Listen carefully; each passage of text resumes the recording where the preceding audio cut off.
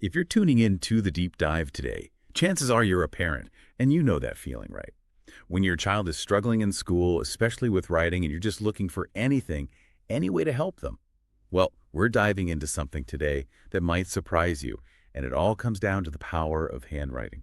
Yeah, we're talking about how learning to write by hand, especially cursive, can actually have a huge impact on your child's brain development. We're talking about those connections between fine motor skills and their ability to learn in general. We've been poring over tons of research for this deep dive. Everything from reports like the handwriting crisis to articles in big papers like the LA Times, and even studies in scientific journals like Frontiers in Psychology. We Yeah. really wanted to get the full picture for you. And what we're going to do today is break it all down, explain why handwriting and those fine motor skills that go with it are so important, especially for your child's brain, and of course, give you some practical tips you can actually use to help them. So let's get right to it. I bet you didn't know this, but just the simple act of forming letters by hand, it actually uses more of the brain than typing. Think about that for a second. Could it be that the way handwriting is taught, or maybe not taught these days, is a bigger factor in your child's learning than we realize? Hmm, that's a good question. Let's look at the state of handwriting right now. The numbers are really interesting.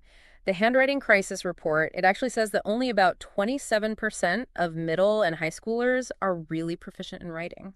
Wow, 27%. That is really low, especially when you think about how important writing is for pretty much every subject in school. Right.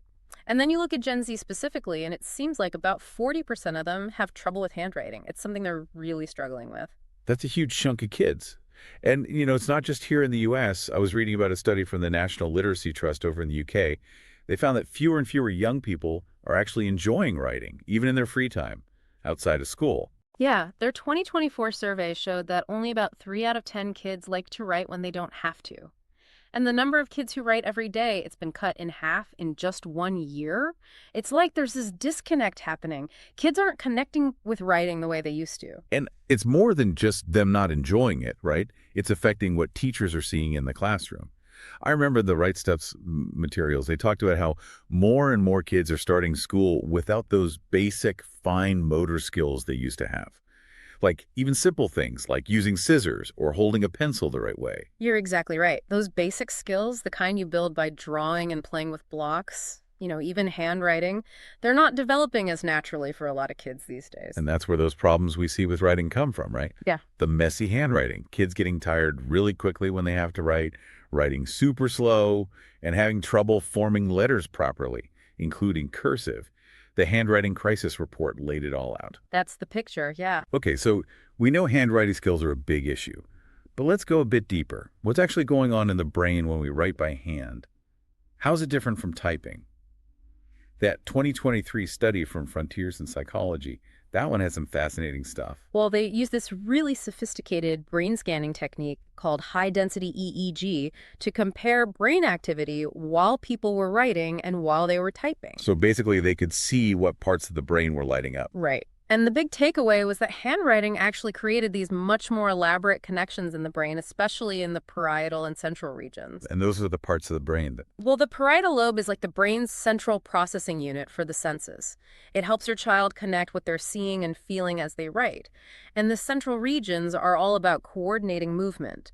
So this study is saying handwriting is strengthening the communication between all these crucial areas. So it's more than just getting words on paper. The physical action of writing is doing something different in the brain. I remember Audrey Vandermeer, she said something like, handwriting engages almost the whole brain, but typing is just not the same. That's a great way to put it. When you're just hitting keys, your brain isn't getting that same rich workout. The fine motor control, the visual feedback from seeing those letters form, planning each stroke, all of that activates a way bigger network in the brain. Marique Longcamp even went as far as saying handwriting is one of the most complex motor skills the brain can do. That's amazing when you think about it. Every single letter is its own set of movements.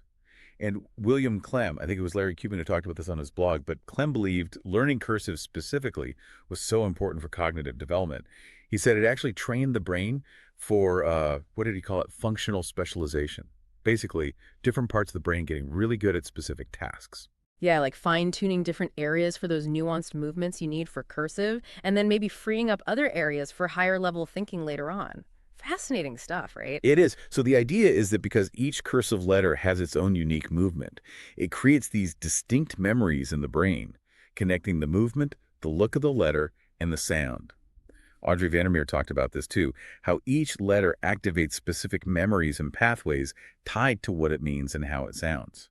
Right. So every time your child writes a cursive letter, it's like they're building this unique pathway in their brain, linking those things together in a way that typing just can't do.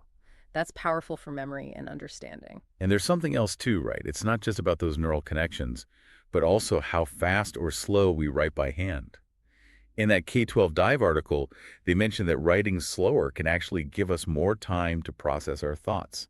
You got it. Because handwriting takes more time and focus, it makes you engage with what you're writing in a different way. You're not just copying words down, you're thinking them through, organizing your thoughts in real time. It's a deeper level of thinking. So it seems clear that there's a real difference, neurologically speaking, between handwriting and typing. Now let's zoom out for a second and talk about those basic skills that make handwriting possible in the first place. Yeah. Fine motor skills. We already touched on how a lot of kids are coming to school without these skills fully developed. Why are they so crucial, though? Well, the education sciences research makes it pretty clear that fine motor skills are fundamental for a child's development as a whole. It's not just about handwriting, it affects so many everyday things like buttoning clothes, using utensils, playing with toys that have smaller pieces. It's the foundation for so many other skills, including writing. And the rice tips materials really emphasize this worry that kids using so much technology, it might actually be holding back the development of those early fine motor skills. Like they're missing out on those hands-on experiences that help them build those abilities naturally. Absolutely. And the research from the UNESCO International Bureau of Education backs that up. They point to studies that have followed kids over time and found that too much screen time is linked to slower fine motor development in young kids. It's not that screens are bad in themselves, but if they're replacing the activities that help kids build those hand muscles and coordination, that's where the problems start. Even something as basic as holding a pencil and controlling how hard you press down, that takes a lot of fine-tuned coordination. It makes you think about how things have changed in schools, too, the way handwriting is taught or not taught. The report talked about the Common Core standards back in 2010. That seemed like it was a big turning point.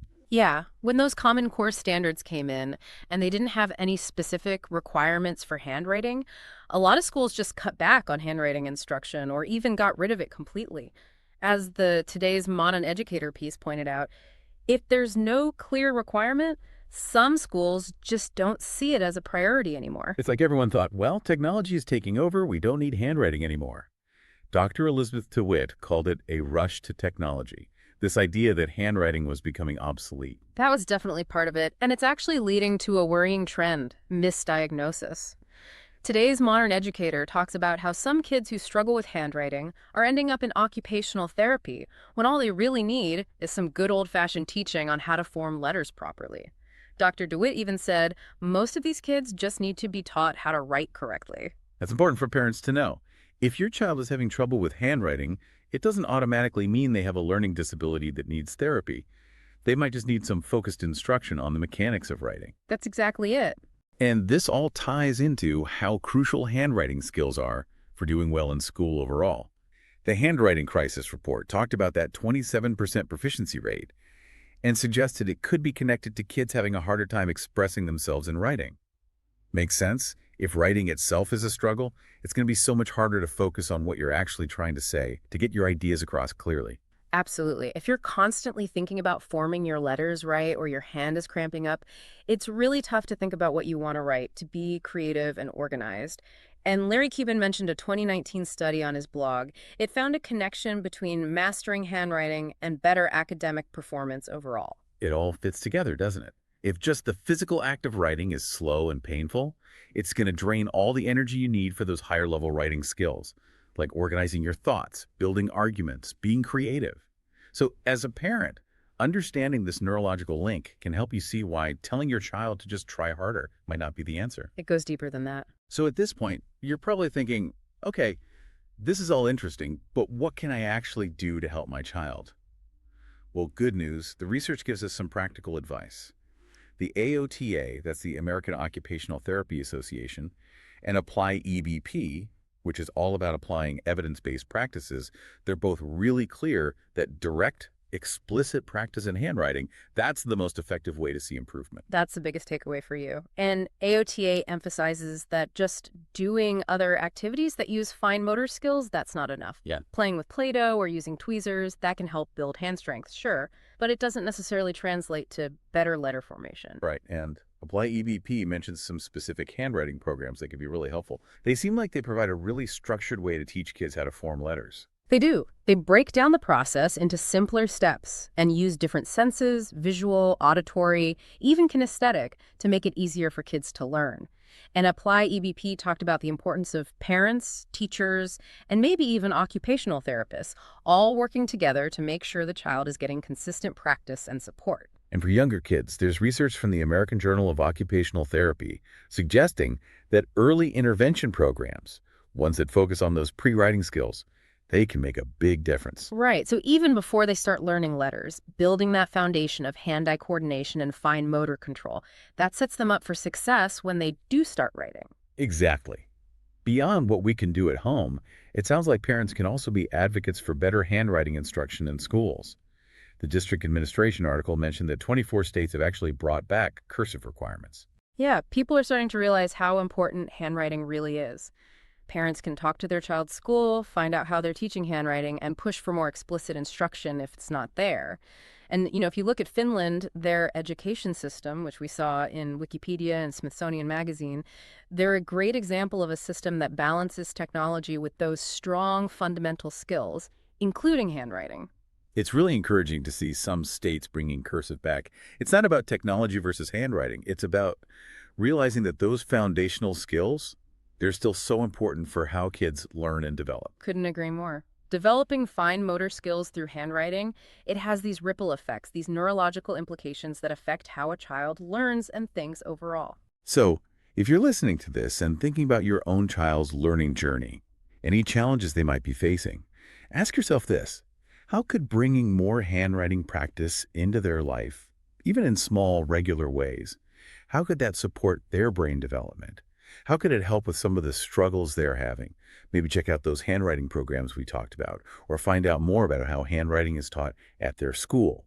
When we understand these connections, it gives us the power to really advocate for what our kids need. Thanks for joining us on the Deep Dive today. Thanks for having me.